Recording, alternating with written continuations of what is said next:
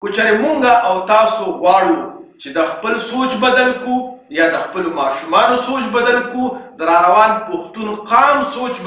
بدل کو نو مونږ او تاسو به ښې خبرې زیاتوو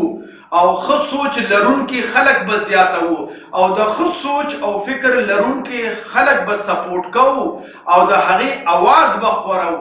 نو دې سره به انشاءالله العظیم د راروان نسل په ذهن کې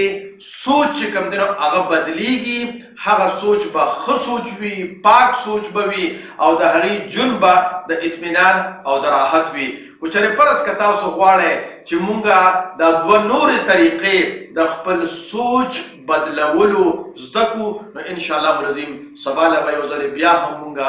لایف سیشن کې دغه دوه طریقې ښایو چې مونږ به خپل سوچ به څنګه بدلو او په خپل ژوند کې به اطمینان او آرام او راحت څنګه راولو